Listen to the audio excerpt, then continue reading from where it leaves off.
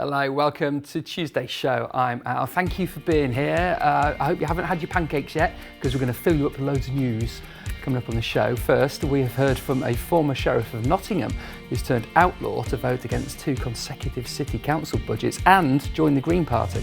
I don't feel like I've changed. I think I still have the values that I stood for when I was elected as a Labour councillor. I feel that Labour have moved away from me. We'll have more on that for you in just a moment, and we've also got some great guests on the sofa as well, including the University of Nottingham scientists hoping to use artificial intelligence to detect conditions like postnatal depression. We'll find out shortly how that's going to work. We've also been up to Stonebridge City Farm as well to find out why a new building will create more honey and protect the bees.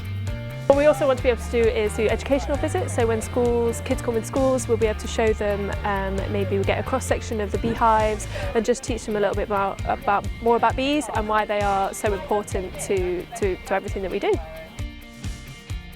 And we'll meet the director and the artists of a show taking over Nottingham's Arts Theatre next week. Everybody's talking about Jamie. He comes to the city next week. We're going to chat to the people in it shortly before they head over for their rehearsals. In sport, we'll hear from Forest head coach Nuno Espirito Santo after a penalty shootout win secured their place in the FA Cup quarter-finals. In the end, what really means that we proceed in the FA Cup competition that we love. We can see how the fans were helping through the game and the penalties. So let's give it a go. There you go, I told you you'd be full. We've got that and more coming up for you as well. First though, academics at the University of Nottingham are looking for volunteers, and that's to take part in a new study which uses AI to detect early stage mood change. The technology behind the trial has been developed by the study's partner Blue Sky AI. They featured on BBC Panorama in 2023, you may have seen it. Now, if successful, the technology could lead to more targeted NHS resource use, more effective clinical intervention and earlier detection of mood disorder, including postnatal depression. Well, here to tell us all about it is Dr. Neil Nixon from UON, fellow Raquel Mesquita Ribeiro and head of PPI Debbie Butler. Thank you for coming in. First of all then, when we talk about mood changes, what do we mean by that? Yeah, so it's aiming to detect at an earlier point things like clinical depression and bipolar disorder. Really important because they're treatable disorders, but they're often missed, and maybe for a decade or more. We're particularly focusing on the perinatal period because that's a time where rapid mood changes can happen, sometimes for the first time for people, that they may not realize indicate the early stages of something like a clinical depression, and to try and pick that up at an earlier point because, as I say, at the moment it's being missed, and part of the reason for that is people being unsure of what the mood change really means and what they might be slipping into, and partly because the professionals who might want to try and pick this up, there just aren't enough of those around. So if we can harness the potential of artificial intelligence, which we can through Blue Sky AI, we've got a really cutting edge way of doing that through breaking down the stress and intonation of speech, the facial muscles that communicate emotion, then we can do that hopefully at an earlier point and get people, at least for a closer review, to see if they might be developing one of these mood disorders. Wow, that's fascinating stuff. Raquel, how does it work? I know Neil touched on it briefly there, but how does the AI aspect of it work?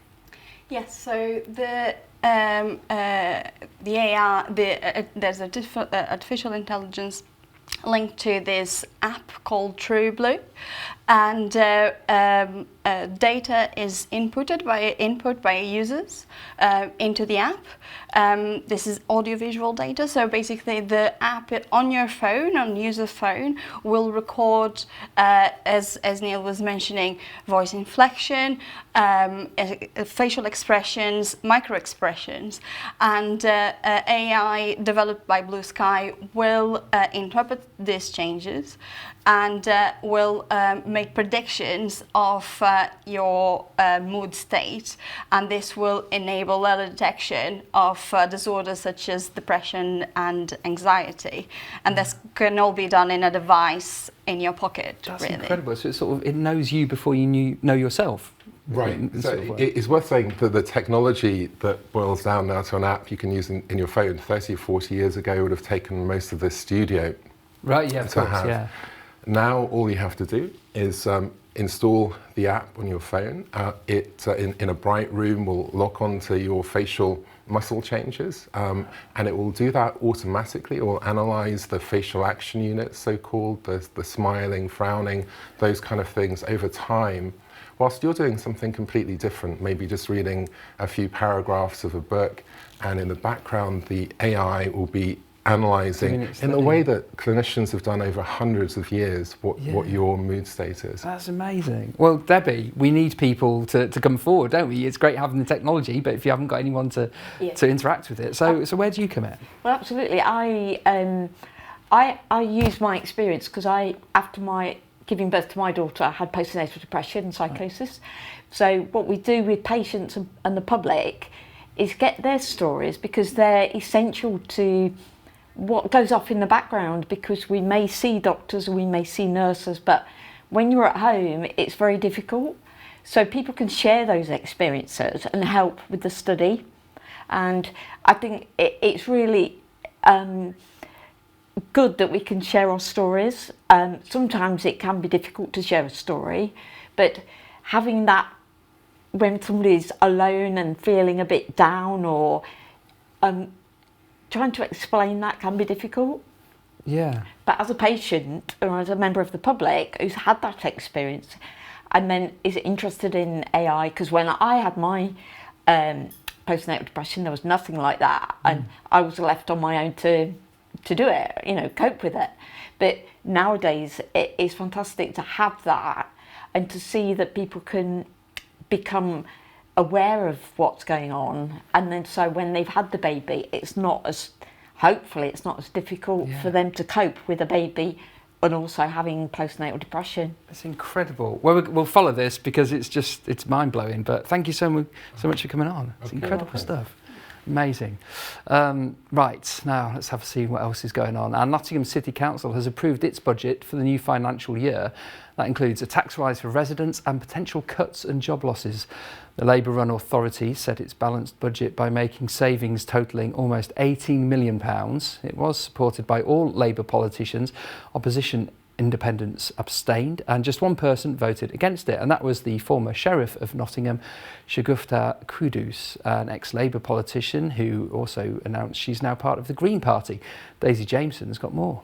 A former Sheriff of Nottingham taking on the role of an outlaw and a rebel to vote against council cuts. Councillor Shagufta Kudus, formerly of the ruling Labour group on Nottingham City Council, is now a member of the Green Party. The Berwick councillor was suspended by Labour after rejecting last year's budget, and again she was the only politician on the authority to reject cuts to services and council tax hikes this year too. Now the Sheriff has a new home with the Greens. Making this announcement beside the iconic Robin Hood statue, she thinks the political shift allows her to better serve residents. I don't feel like I've changed. I think I still have the values that I stood for when I was elected as a Labour councillor. I feel that Labour have moved away from me. My values sit with the Green Party, and their spirit of collaboration and openness, and their policies on, social care, having our utilities in public ownership, having a national social and healthcare service are all policies that I align with. Councillor Kudus's announcement came before the council passed its budget for the next financial year, beginning in April on Monday. That meeting was also preceded by a protest and one final rallying cry from residents to stop cuts and potential job losses. Zach Polanski, the deputy leader of the Green Party, attended the protest and said issues in the city need to be addressed at a community level. What we're seeing in Shagufta and Nottingham Green Party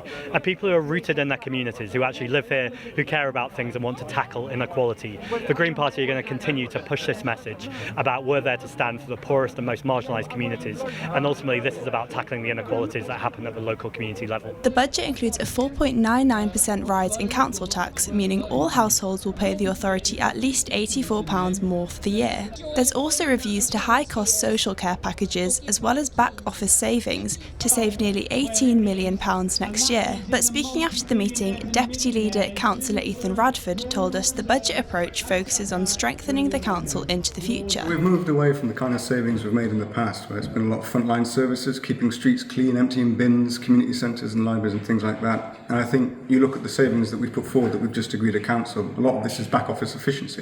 It isn't fair that the taxpayer and the most in need in our city bear the brunt of the worst decisions that we have. As a council, we need to get our house in order so they're actually in a fit state to be able to deliver services and move forward. The commissioners are content with the journey that we're on, the journey of improvement. We are where we need to be. But this council's focus now is on delivering for local people and leading Nottingham forward. As a new financial year arrives, the question remains on whether this budget will protect an already frail City Council's finances. Daisy Jameson for Notts TV. Now, police have increased patrols across the city after 3 knife incidents.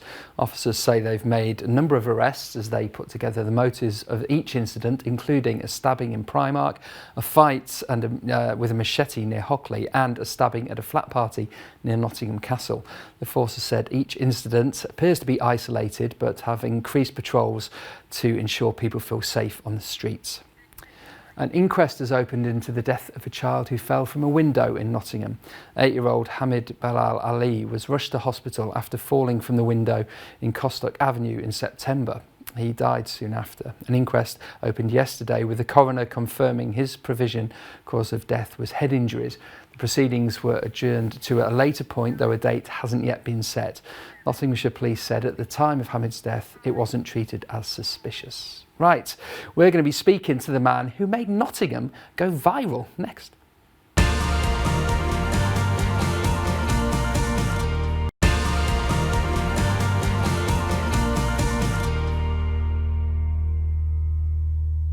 Hello, welcome back to Tuesday Show, Pancake Tuesday Show with me, Al. Thank you for being here. This is what's happening in Notts today. First, ambulance staff have lost 3,500 fewer hours waiting to hand over patients, and that's thanks to a new target with hospitals. East Midlands Ambulance Service has been working with hospitals to aim for a 45-minute handover for patients. That frees up crews to attend other incidents rather than waiting to discharge them onto bays. New figures discussed at a meeting today reveal paramedics across the region spent just under 15,500 hours waiting to hand patients over in February, which was significantly down from the same figure in February last year. More families are being urged to get involved with foster caring in Nottinghamshire and support some of the county's most vulnerable children. Nottinghamshire County Council says there are many local children who need a stable family home in the county, with the authority saying anybody, regardless of gender, sexuality, background or family structure, can get involved. And that includes Lynn and Shelley from Arnold. They've been providing loving home for more than 100 children for over 35 years, and they say it's a very special experience.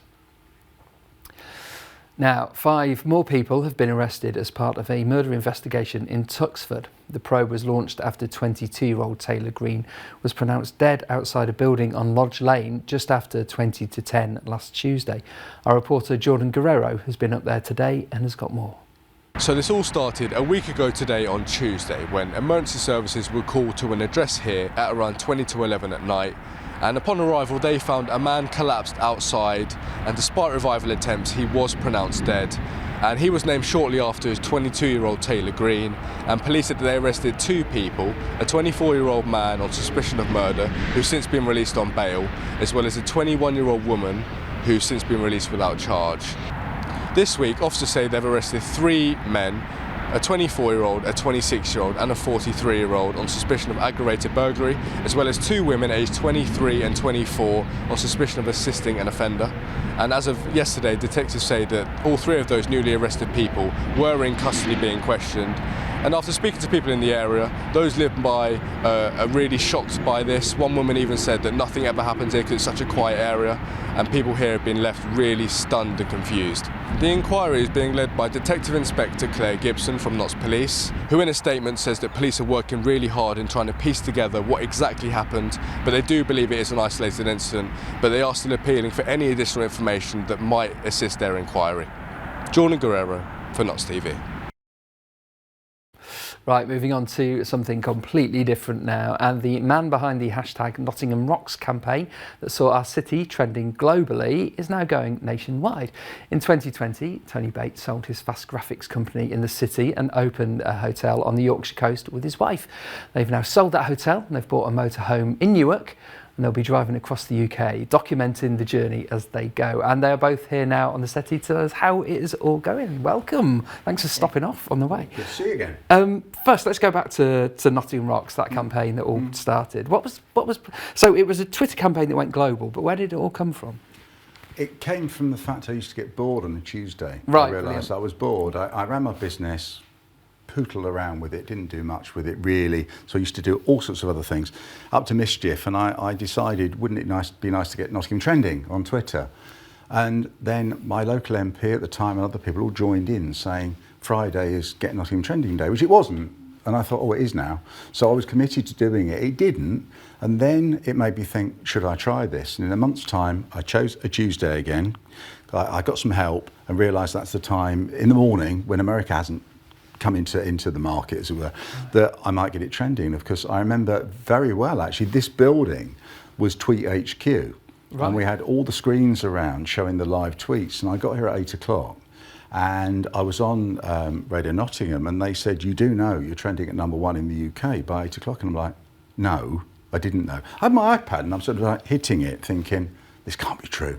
And then I actually went back on the radio about 11 o'clock when we were trending #3 in the world. And I never really believed it. And we had all sorts of tweets from Torval and Dean and Vicky McClure, you name it, everyone was doing it. We had messages on the bus. All the buses, when we released the hashtag, right. We had banners, because I had a company that made banners all around the city. So it was a massive day. I went around, I had Lillian Greenwood, my MP, we were given a car and a driver, and it was rock and roll. We turned up the Nottingham Post, and we had, and in fact, it was funny, I knew someone at the council, and I went into Loxley House, and we kept gate crashing meetings. And some of the councillors had put suits on, especially because I was coming in the building, because they wanted some of the action. Yeah, of course. And it was a remarkable day. I guess at the time, Nottingham had a bad press before, and it was kind of a time when they needed an uplift. Not why I did it. And everyone not only had to say the Nottingham Rocks hashtag, but also what they loved about Nottingham. And it was amazing, all these different things, which you can still see now if you go back in the annals of time. But it was quite a time. If you search the hashtag, it will come. I think we could maybe do with that again, actually. Just, you know, if you've got some spare time, which of course you haven't. So you both left Nottingham, opened a hotel on Scarborough, ran that for a bit, and now you've sold up so you're starting your new adventure from Newquay, is that right? No, we not Newark, sorry. Well, that's what we bought a motor, and we've just popped back to there, hence why we were on the train and we've been wandering around Nottingham today. We have family here, so we have been back, you know, on and off. We always come back, certain places we love coming back to. Yeah. Paula was the biggest thing I got from Nottingham, I guess, which was Paula, born and bred, and we met here, and there was a time she worked for me, and it's a long time ago. But yeah, so we like coming back, don't we? Yeah, we like to come back, and yeah, we started our adventure. We actually sold yesterday, didn't we? So now we're actually commencing the adventure. We're going to document it on social media and just go around the coast of the UK and visit everywhere we can. So it starts in Newark. Have you got? And then we're leaving. Yeah, we're starting Newark, and we're heading from Newark. We'll be heading to Skegness, because if you're from Nottingham, Skegness is your seaside town. So we go there, and then we'll head down towards Norfolk, and then as quick or as slowly as it takes us, we do what we want to do each day. Oh, we've actually called. Well, it's your idea. Well, it must be my idea. It's a good idea. That's a general rule. But we've called it Motorhome Gap Year, because Paula made the point. We were never students. We never had a gap year. So the plan is to tour around for a year with no real plan. And just to go, you know, East Anglia and then down to Kent, Sussex, then head to Cornwall. But the thing we're looking forward to is the NC 500, you know, up in Scotland, around the Highlands. We'll do that in better weather, because we love Scotland, but it can be a bit chilly. Yeah, May onwards, I guess. And then sort of do a circuitous route, and if it gets chilly again, we might then pop off to France or Spain, we don't know. If we get that far, we have said it's a year. If we hate it, it could be 3 weeks. If we like it, it could be 3 years. There's no time limit, really. And will there be plans to come back to the county to get it trending again? Are we going to see that? You never know. I must say, come the train today, I got a bit nostalgic, and we walked down by the canal. Bizarrely bumped into someone we knew, Jackie P, who I used to co-present on Kemet with. We bumped into her. Tonight tonight we're going to go to the Crafty Crow that we love, Laguna on Maid Marian Way. We've been to the Contemporary today. We always used to go to every opening of the Contemporary, and it was wonderful. It's been lovely. Through the Market Square, we've been everywhere, haven't we? Lace Market, of course. Yeah, Well, you're like tourists now. You live Well, there, yeah, and you made, and now you're like, yeah, you are tourists. You've got a motor. Yeah. Well, thanks for coming in. It's great to see you, and make sure you toot your horn when you go past. Oh, of course, yeah. Thank you very much. Right, time for sport now, and it was nail-biting last night, wasn't it? Nottingham Forest are now just one win away from another trip to Wembley after a penalty shootout win over Ipswich at the City Ground. The FA Cup tie finished 1-1 in normal time, stayed that way in extra time, and then went to penalties where keeper Matt Sells was the hero. After the game, Nuno Espirito Santo was overjoyed to make it through. In the end, what really means that we proceed in the FA Cup competition that we love. We can see how the fans were helping through the game and the penalties. So let's give it a go. Of course, I was nervous and anxious, and in the end, Mats gave us the win. I think, but the penalties were good. The players did their job quite well. Positive, I think, to go through, and we proceed our journey. We know that these games can come to the penalties to decide, and again, I think preparation was good. The boys took their time to rehearse the penalty, and it's just a moment of concentration, focus, and do what you practice, and they did quite well. Mansfield Town are in action tonight. They're welcoming Wigan to the One Call. Tonight's opponents recently parted ways with manager Sean Maloney after their defeat to Reading, and that extended their run to just one win in 7 games. Stags, though, go into the fixture on a worst run, winless in 11 across all competitions. Nigel Clough said Wigan's managerial woes slightly changed the way he's thinking about tonight's match. That's the thing, you're never quite sure now, whether they change a little bit. I mean, the staff who were there have taken over, so I think there'll be a lot of continuity and similarities in how they've played in the first 6 months of the season. Maybe a little bit more renewed determination, because, the responsibility, some of it when a manager gets the sack is on the players. And they can react one or two ways, They feel hard done by, and they're sort of not quite at it, but we expect them to go the other way and say, we should have done a little bit more for the manager. And I think they'll be fighting for everything tomorrow night. Notts County are also in action tonight. They welcome Barrow to Meadow Lane.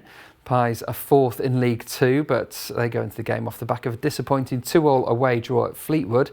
That saw them concede twice in 2 minutes when they were leading, and they had a last-minute equaliser from Alassane Jatta to thank to get the point. Barrow are 19th in the table. Kick-off is at 7:45. The Panthers are back in action tomorrow night as well. They're welcoming Glasgow Clan to the Motor Point. They've already secured their place in the playoffs. They could rise to 2nd with that win. If you can't make it at the Motor Point there, you can see it here on Notts TV. We've got the win over Dundee on the weekend on here from 9 p.m.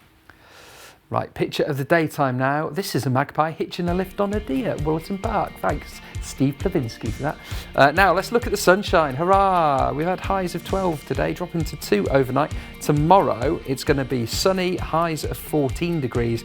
And look at that, Thursday, it's practically summer. Sunshine all day, highs of 17 degrees. Dare we dream that the winter is over? Who knows? Right, still to come up on the show, we're going to meet the director and the artists in a performance of Everybody's Talking About Jamie. It is massive in the West End, and it is coming to Nottingham in a special youth performance next week. You can see that, and we'll talk and find out how long it takes to get dragged up. Also, if you're going out tonight, I'll tell you where you can go in the sunshine.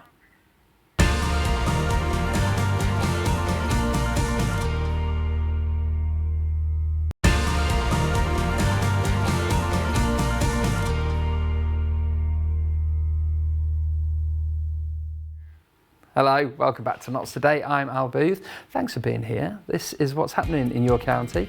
Ashfield District Council has approved its budget and a freeze to its portion of residents' council tax bills.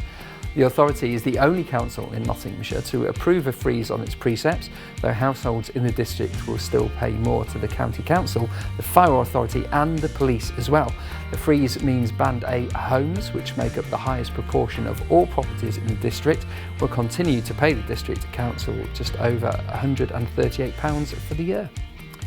And Nottinghamshire County Council has saved more than £2 million in 9 months by using technology with people's care. The council runs a technology-enabled care service which uses things like automatic sensors to detect falls and spot changes in people's habits as well. Figures show it identified and arranged a response for 63 falls, 83 incontinence incidents, 22 low temperature alerts and 3 alerts requiring the fire service across just December last year, and has saved the council £2.75 million in costs. Right, let's have a look and see what is going on in your What's On Guide for Tuesday, shall we? Belfast experimentalist band Chalk are at the Bodega tonight. That's from 7. Tickets for that one cost you around £12. Or indie band The Boxer Rebellion are at Rescue Rooms. That starts at 6:30, goes on till 10 p.m. So that's some music for you. If you want something a bit more relaxed, there's some great theatre on as well. Rom-com Lemons, Lemons, Lemons, Lemons is at Lace Market Theatre. Did I miss a lemon there? Sorry, I missed a lemon, I'm sorry. Lemons, Lemons, Lemons, Lemons, Lemons, there you go. 7:30 to 9:30 if you need a laugh. That one's about a couple facing communication difficulties, ironically, when a law is brought in that limits people to using just 140 words a day. If you've managed to work out what the play is about from the title, then you're clever. Get yourself to a quiz night at the Woolerton. Whatever you're up to tonight, enjoy the sunshine that is out. It's lovely. We'll talk a bit more theatre shortly, but first, another look at your top story. Nottingham City Council has approved its budget for the new financial year. That includes a tax rise for residents and potential cuts and job losses as well. The Labour-run authority set its balanced budget by making savings totalling almost £18 million. It was supported by all Labour politicians, with opposition independents abstaining, just one person voting against it, and that was former Sheriff of Nottingham, Shagufta Kudus, an ex-Labour politician who's also announced she's now part of the Green Party. Daisy Jameson has got more. A former Sheriff of Nottingham taking on the role of an outlaw and a rebel to vote against council cuts. Councillor Shagufta Kudus, formerly of the ruling Labour group on Nottingham City Council, is now a member of the Green Party. The Berridge councillor was suspended by Labour after rejecting last year's budget, and again she was the only politician on the authority to reject cuts to services and council tax hikes this year too. Now the Sheriff has a new home with the Greens. Making this announcement beside the iconic Robin Hood statue, she thinks the political shift allows her to better serve residents. I don't feel like I've changed. I think I still have the values that I stood for when I was elected as a Labour councillor. I feel that Labour have moved away from me. My values sit with the Green Party, and their spirit of collaboration and openness, and their policies on, social care, having our utilities in public ownership, having a national social and healthcare service are all policies that I align with. Councillor Kudus's announcement came before the council passed its budget for the next financial year, beginning in April on Monday. That meeting was also preceded by a protest and one final rallying cry from residents to stop cuts and potential job losses. Zach Polanski, the deputy leader of the Green Party, attended the protest and said issues in the city need to be addressed at a community level. What we're seeing in Shagufta and Nottingham Green Party are people who are rooted in their communities, who actually live here, who care about things and want to tackle inequality. The Green Party are going to continue to push this message about we're there to stand for the poorest and most marginalised communities, and ultimately this is about tackling the inequalities that happen at the local community level. The budget includes a 4.99% rise in council tax, meaning all households will pay the authority at least £84 more for the year. There's also reviews to high-cost social care packages as well as back-office savings to save nearly £18 million next year. But speaking after the meeting, Deputy Leader Councillor Ethan Radford told us the budget approach focuses on strengthening the council into the future. We've moved away from the kind of savings we've made in the past, where it's been a lot of frontline services, keeping streets clean, emptying bins, community centres and libraries and things like that. And I think you look at the savings that we've put forward that we've just agreed at council, a lot of this is back office efficiencies. It isn't fair that the taxpayer and the most in need in our city bear the brunt of the worst decisions that we have. As a council, we need to get our house in order so they're actually in a fit state to be able to deliver services and move forward. The commissioners are content with the journey that we're on, the journey of improvement. We are where we need to be. But this council's focus now is on delivering for local people and leading Nottingham forward. As a new financial year arrives, the question remains on whether this budget will protect an already frail City Council's finances. Daisy Jameson for Notts TV. Brilliant. Thanks, Daisy. Right, time for our next guest now. And the Nottingham Arts Theatre is putting on a special teen performance of Everybody's Talking About Jamie. From the 12th to the 16th of March, you can catch the brilliant coming-of-age musical that sees 16-year-old schoolboy Jamie Campbell overcome prejudice and bullying to step out of the darkness and become a drag artist. Director Abby Wells and performers Isha Gady and Brogan Haynes are here now. Thank you for coming on. Thanks for finding time. So rehearsals are well under. I did just ask you before we come on air if you started, and then of course, yeah, that would be mad to start any later than now. How's it all going?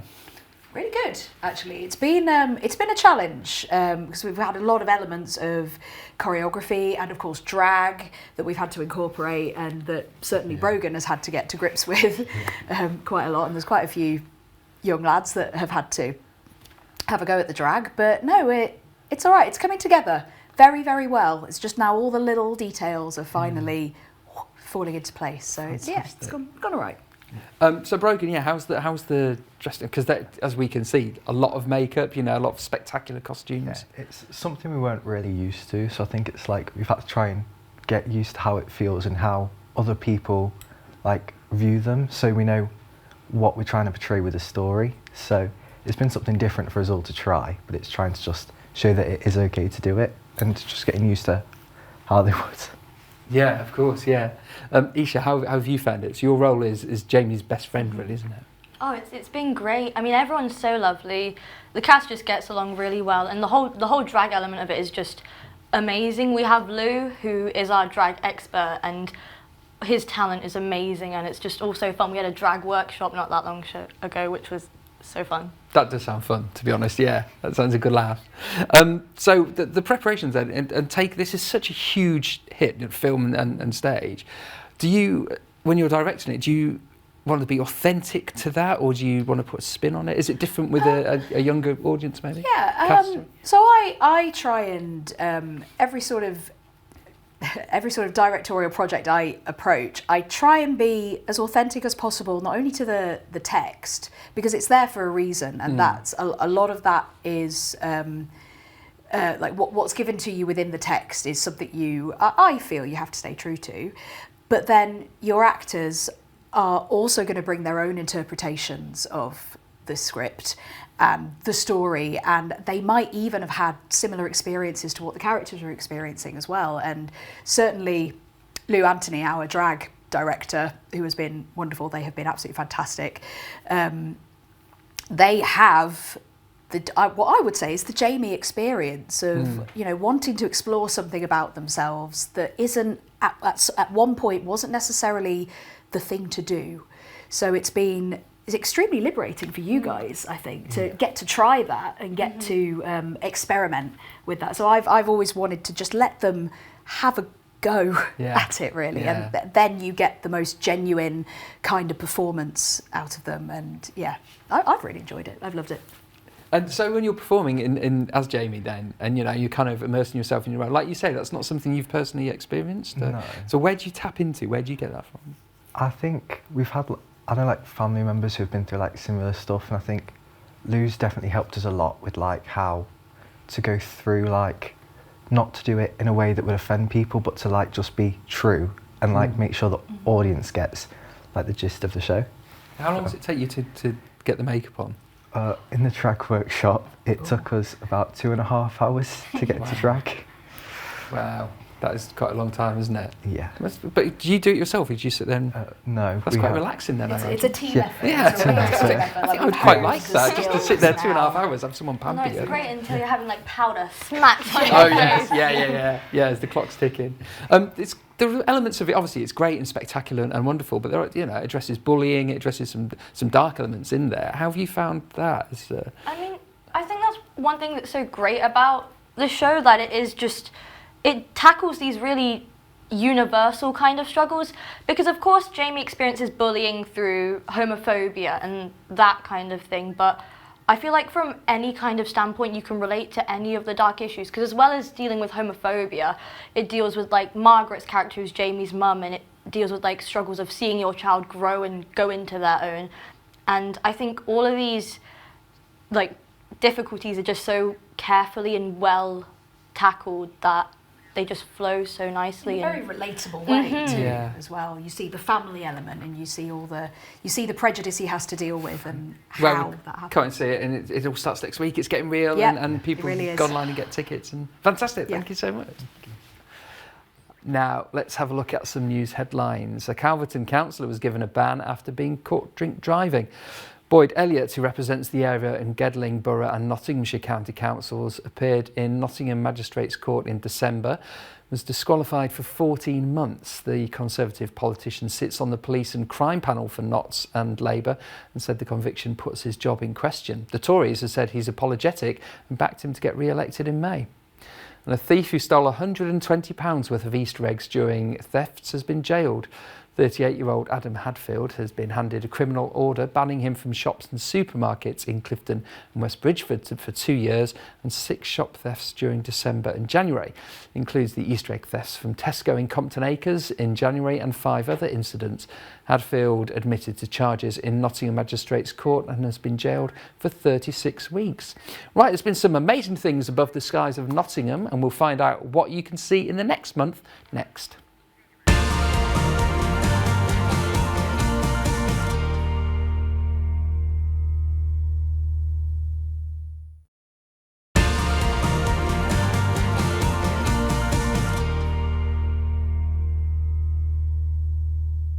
Hello, welcome to Tuesday's show with me, Al Booth. Hope you're excited for pancakes if that's your thing. Tell me what you're having.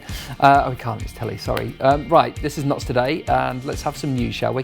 Plans for a large solar farm stretching across Notts and Lincolnshire have been submitted to the government. The One Earth solar farm would cover land the size of 2,800 football pitches, and it's near Dunham-on-Trent. It would create enough energy to power more than 200,000 homes. It would cross the borders of West Lindsey in Lincolnshire and the districts of Bassetlaw and Newark and Sherwood in Notts. The company, PS Renewables, has lodged plans to the Secretary of State for Net Zero. There you go. Trucks have arrived on Nottingham's Forest Recreation Ground ahead of a circus event starting this weekend as well. Circus Zier arrives at the Rec on Friday the 7th. It'll run until March the 16th. It says it's got more than 30 adrenaline-fueled performances, including fearless acrobats and daredevil stuntmen, and is promising guaranteed thrills. Trucks with travelling show people arrived on the Forest Rec on Tuesday morning, with the first of 14 shows starting at 5 o'clock on Friday. A Nottingham City Councillor is demanding a face-to-face meeting with train operator East Midlands Railway before any further footbridge closures come into effect. City Council leader Negat Khan wants to meet with EMR before any more decisions are taken on the future of the Nottingham Railway Station footbridge.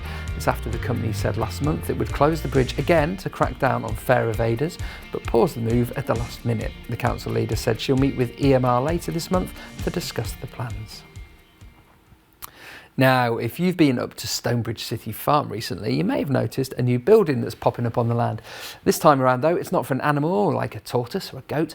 It's actually so farmers can harvest their own honey with the Bee Happy project. And it includes a shed where they can store all the equipment. We headed up there today to find out more about why they believe this is a fun idea.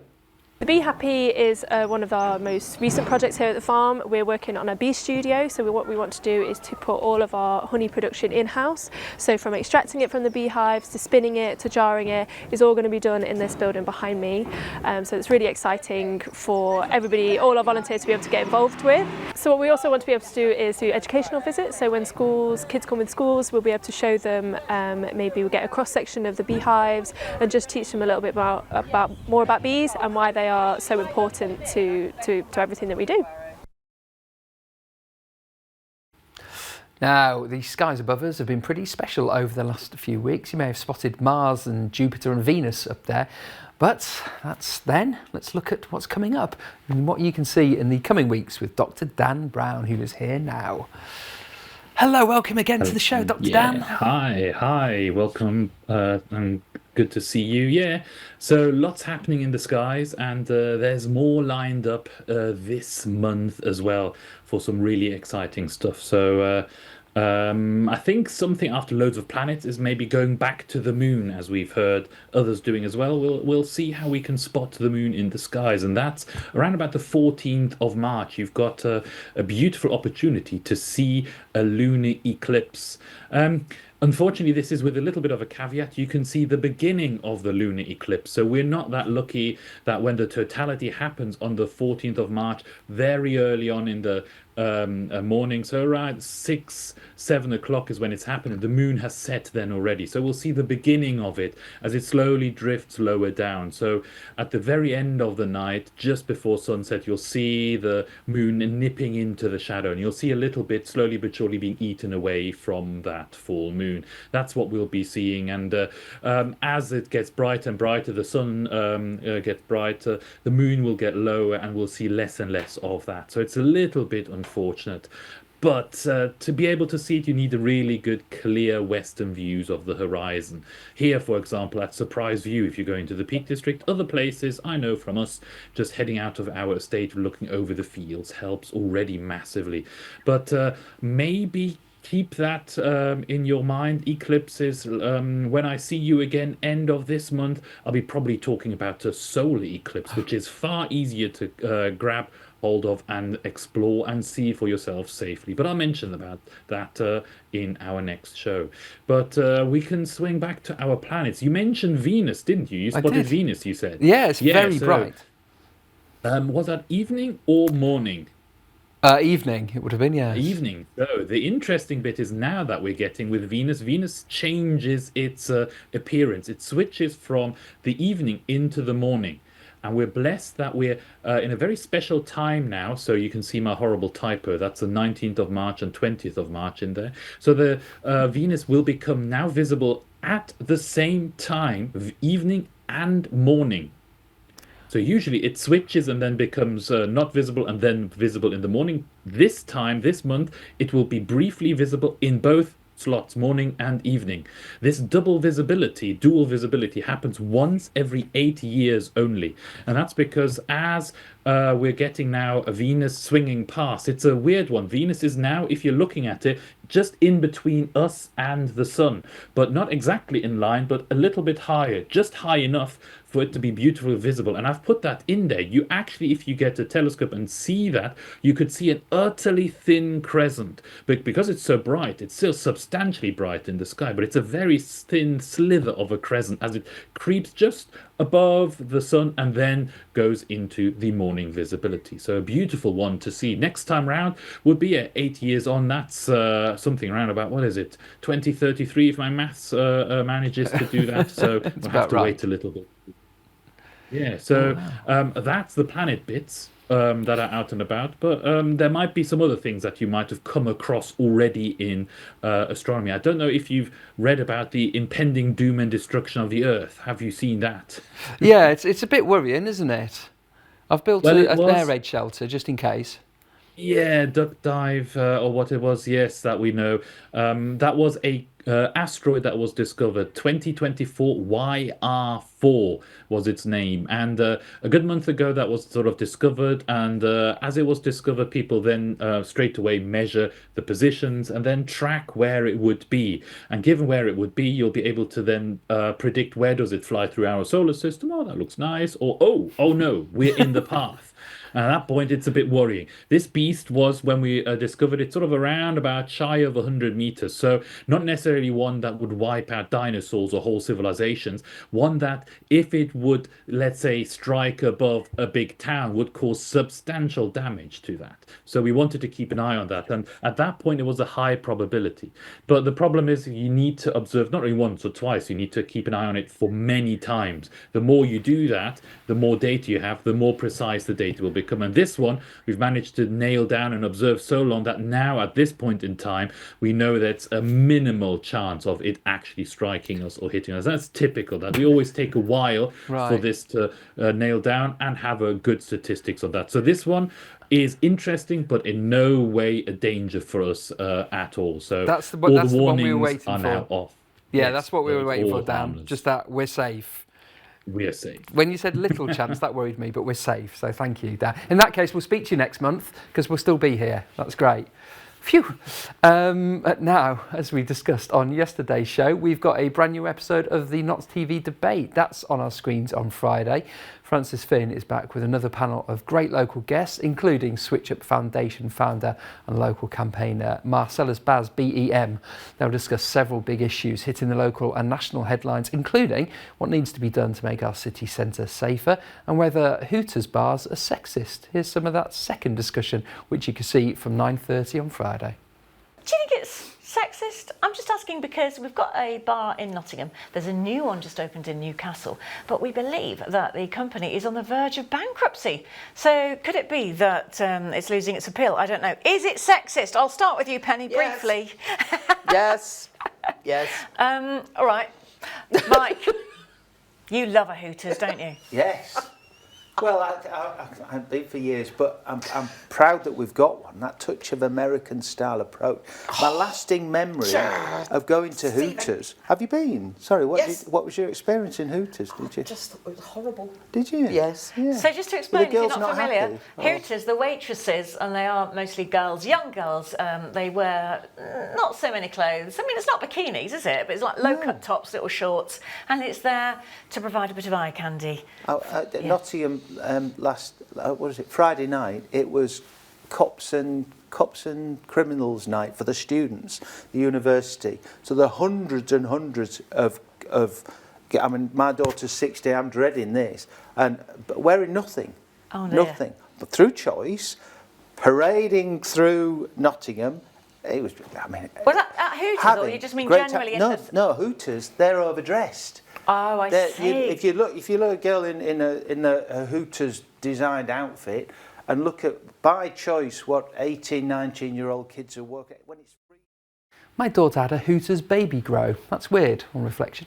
Now, we've got 2 Nottingham Panthers matches showing on the channel this week. The first game will be all the goals from their 4-0 win over Dundee Stars on Saturday afternoon. You can see that tomorrow night, 9 p.m, right after Team Talk. And on Friday, we'll have all the action from tomorrow night's home clash with Glasgow Clan. You can see that for 2 hours from 7:30 before the debate we just showed you a snippet of. Go online on the website, you will see all the times, that's easier. Now, for your picture of the day, a magpie on a deer at Woollerton Park. There you go. Steve Plavinsky over on Instagram sent us that. You can send us yours at Notts_TV. Now, for your weather, oh, look at this, it's just wonderful. We've got highs of 12 we've had today. It's dropping to 2 degrees overnight, so a bit cold overnight, but tomorrow that sun will keep getting warmer. Highs of 14 degrees, sunshine and dryness. And then on Thursday, just in time for almost the weekend, highs of 17 degrees. Even into Friday night, it's only 9 degrees overnight. I think it's safe to say spring is here. Thank goodness for that. Right, thank you for being with me tonight. Remember, what day is it? Oh, I'm back with you. Usually it's Mark Dennison. I'm with you tomorrow for more Notts Today. And we have got Team Talk as well as 8 o'clock tomorrow. After that, the Panthers. Oh, so much sport for you coming up. And yeah, I'll see you tomorrow for more Notts Today at 5:30. That's it. Bye-bye.